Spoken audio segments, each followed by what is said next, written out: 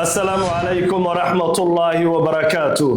walalaha qiimiga badan ku soo dhawaada kow Somali Media waxaasi kululaanaysa oo meel halisa maraysa xiisada u dhaxaysa Soomaalida Minnesota iyo kooxda ICE ee amarka uu soo siiyay madaxweynaha dalka Mareykanka Donald Trump governorka Minnesota Walz ayaa si adag uga hadlay xadgudubka ICE-ka ama kooxda immigration-ka ay u geysanayaan dadka ku nool Minnesota faahfaahin iyo warbixin cajiib oo arinta ku saabsan ayaan idin diyaarinay waxaan sidoo kale isla daawan doonaa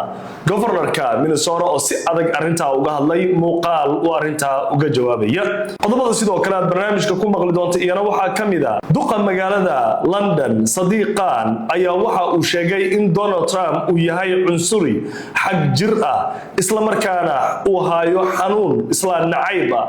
وهذلكي ugu adkaa ee duqa magaalada London oo aan muslima uu adeegsado Donald Trump iyadoo faahfaahsan ayaan idin diyaarinay iyana qodobada sidoo kale barnaamijka aad ku maqli doonto waxa kamid ah Britain waxa la xiray qaar kamid ah iskuulada waxaana si baan wadankaasi u haleelay hargabka halista ee flu iyadoo dad badan isbitaalada la dhigay waxaan idin haynaa macluumaad yaab leh oo ku saabsan halista fluga ama hargabkan dad badan galaaftay oo dilay qaar badanna isbitaalada seexiyay iyo iskuulada Britain oo qaar la xiray qodobada sidoo kale qaybta ugu dambaysa barnaamijka idinku hayna waxa kamid ah muuqaal wasiir ka tirsan ama wasiirka arrimaha dibadda Imaaraadka uu jeediyay waqti hore ayaa hadda si weyn warbaahinta caalamka u haysta wasiirkan ayaa waxa uu sheegay ama u digay dawladaha reer galbeedka wuxuuna sheegay in muslimiintu ay halis ku noqon doonaan reer galbeedka maxaa hadda muuqaalkan loo faafinayaa shaqayab la yar idinkaga diyaari waxa si kululaanaysa oo meel halisa maraysa xiisada Soomaalida Minnesota iyo madaxweynaha Mareykanka oo adeegsanaya kooxda ICE amarna ku siiyay in immigration-ka ay soo qabtaan dad maaragtay Minnesota ku nool oo Soomaali u badan waxa la qabtay dhalinyaro badan oo Soomaaliyeed iyadoo hadda qolooyinka immigration-ka ama waaxda socdaalka ee dadka qabanaya ay xaafadaha Soomaalida ee Minnesota ay u gudbayaan waxa arinta aad uga xanaaqay aadna u dhibsaday governorka Minnesota Walz oo sheegay in arintaasi ay tahay xadgudub oo arinta ka hadlay waxa uu tilmaamay in ICE ama aysan u dhaqmaynin sida hay'ad sharci fulina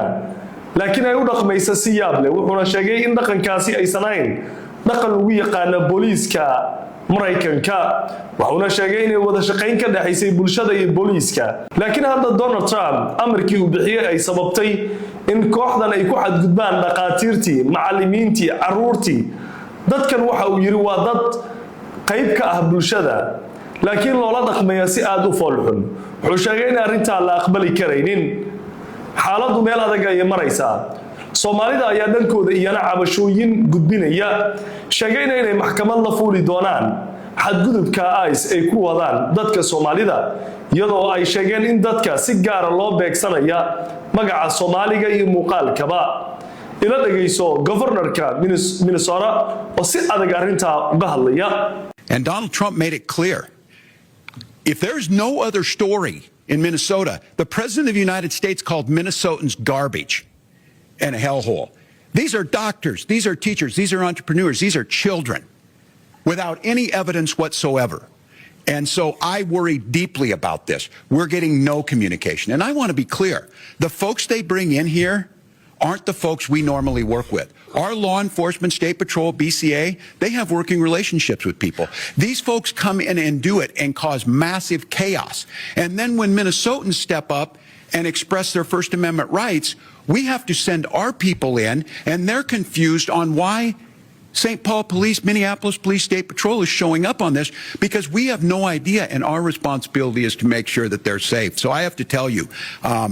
this is absolutely unprecedented. What I will tell you is it appears very little's being done. They bring these folks in from Texas or somewhere like that. I'm sure they're too cold to get out of their cars to harass people. Waayay kaasi waxa uu ahaa governorka Minnesota oo sheegay in ICE ama qolooyinka immigration-ka ee dadka qabanaya ay xadgudub weyn sameynayaan iyagoo beegsanaya caruurta iyo sidoo kale dadka howlaha muhiimka ah ka haya gobolkaasi tan iyo intii ay ICE-ka ku bilaabeen weerarada Minneapolis Minnesota waxa ay qabteen dad badan oo Soomaaliya iyadoo qaar kale oo dhalashada Mareykanka haysta uu ka mid yahay wiilka Ilhaan Cumar la sii daayay kadib markii ay baasaboorkooda tuseen waayo walalaha ay saaxiibada qiimiga loo kaliya maaha Minnesota meelaha arinta ay ka dhacayso guud ahaan gobolada Mareykanka ay ka dhacaysa iyadoo dadka ajnabiga la beegsanaya laakiin Trump iyo maamulkiisa waxa ay si weyn ugu celceliyeen Soomaalida iyo Trump hore u aflagaaday laakiin dadka Soomaalida ee dhalashada Mareykanka haysta iyo kuwa ku dhashayba ayaa dhankooda sheegay inaysan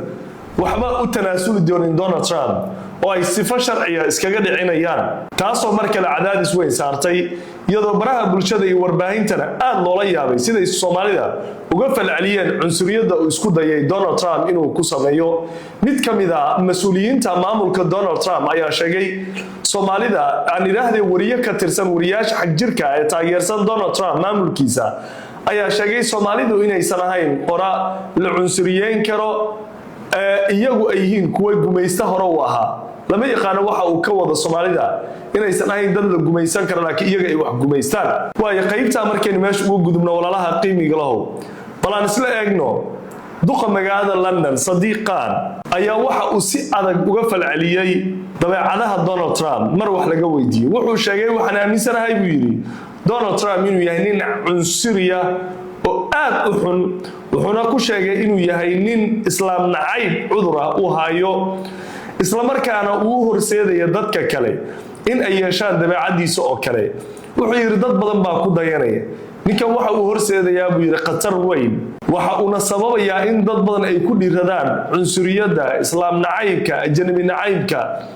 waxa uu yiri wuxuu bilaabayaa dhaqan aad u liito oo mas'uuliyad darro ah waxaan marka aan dhageystay buu yiri hadaladiisa iyo sida uu dhaqmayo waxaan aaminsanahay Donald Trump inuu yahay nin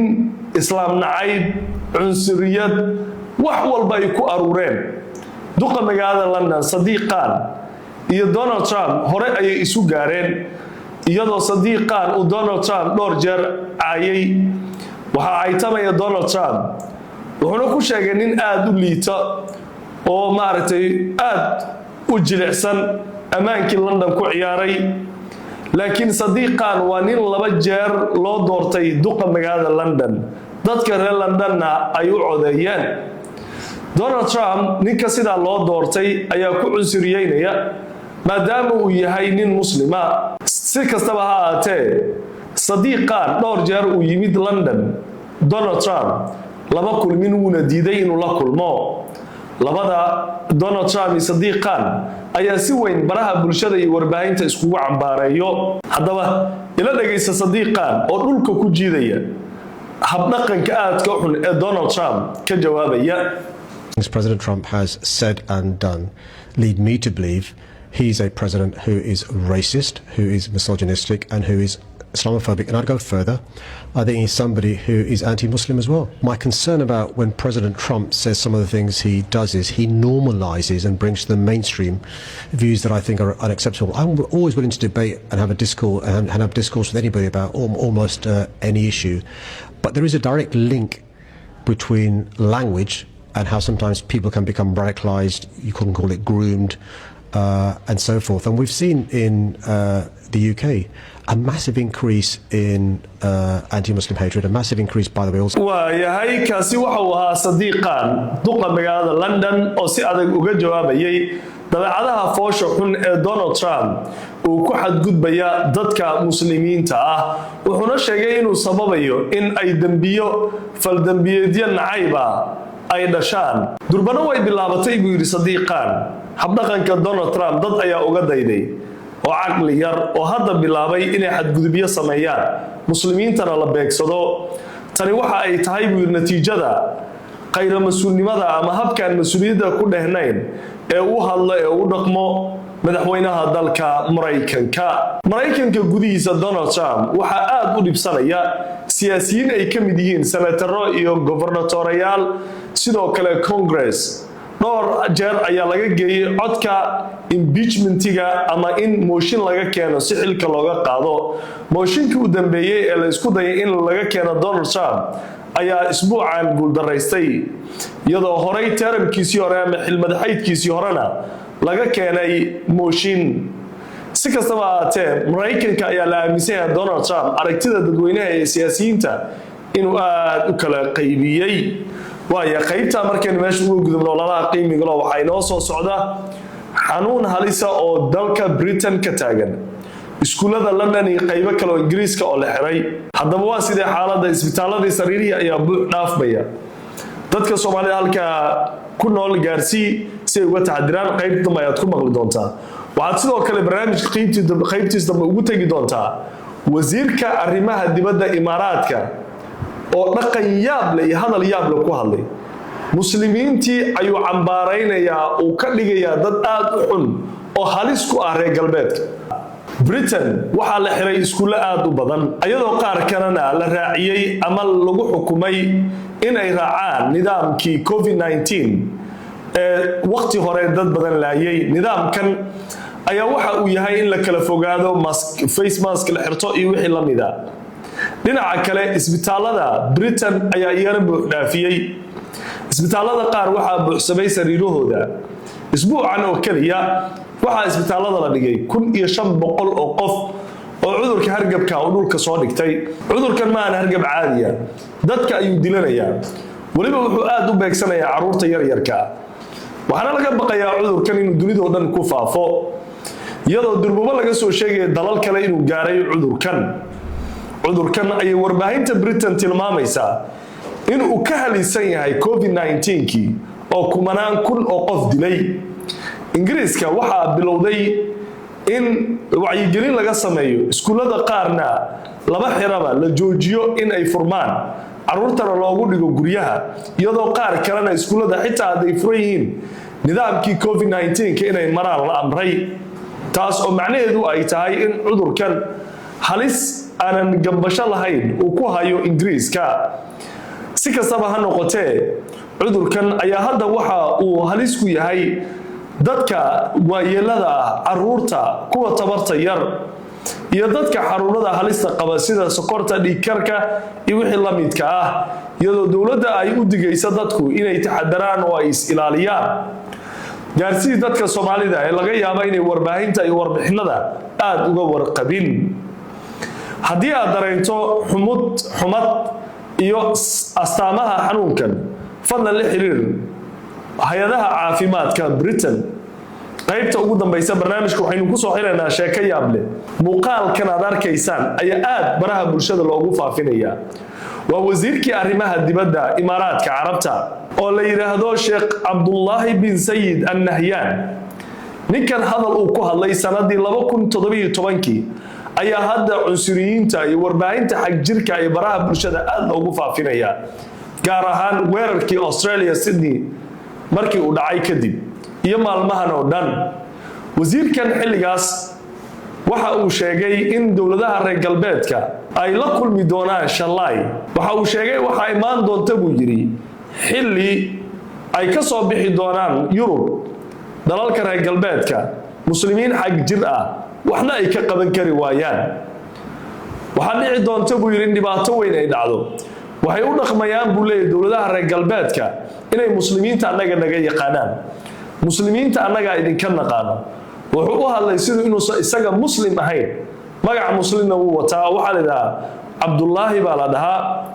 Abdullahi bin Sayid Al-Nahyan ninkan muuqaalkiisa waa laga faa'iideysanayaa hadda oo aad baa loo faafinayaa sababtu waxay tahay muslimiintu wuxuu ka dhigayaa kansar iyo cudur ku dhex jiro dalalka reer galbeedka hadda wadamo badan oo muslimiina ayaa Imaaraadka ka sheeganaya oo u arka halis oo ay ka mid yihiin Soomaaliya Suudaan Liibiya Algeria iyo kuwa kale haddaba ila daabo wasiirkan waxa uu ku hadlayo iyo muuqaalkaas And let me say this in English so you can understand what I'm saying. I have translation. No, I know you have translation, but I just want to make sure you get it right. There will come a day that we will see far more radical extremists and terrorists coming out of Europe because of the lack of decision making. waaya haddaba kaasi waxa uu ahaa wasiirkii arrimaha dibadda Imaaraadka Carabta ninka la magac baxay Sheikh Abdullahi bin Sayid Al-Nahyan waxa uu leeyahay there will come a day waxa imanaysa maalin when we will see xilligaas oo arki doono four more radical extremists in badan oo xag jira oo argagixisa oo ka soo baxay Yurub sababteenu ay tahay go'aan xumada dawladaha iyo siyaasiyiinta oo isku dayaya in ay soo dhaweystaan iyagoo u malaynaya inay muslimiinta islaamka naga yaqaanaan waan ka xumahay buu yiri laakiin taasi waa jahli cad haddaba hadalkaasi waxa uu ahaa xilli hore sanadyo ayaa ka soo wareegatay laakiin hadda xag jirka iyo warbaahinta muslimiinta ka samaynaysa muuqaalada iyo warbixinada nacaybka ku dheehan ayaa isticmaalaya warka wasiir sheeganaya inuu yahay muslim imaaraadka carabta waxa uu noqday cirbad xanuun badan oo ku taagan dunida islaamka barnaamijkii fiidnimo aad kala socoteen kow Somali Media caawa inta ayaynu ku soo xireynaa tan iyo kulanti dambe nabadgelyada Ilaahay dushiina ahaato assalaamu calaykum waraxmatullaahi wabarakaatuh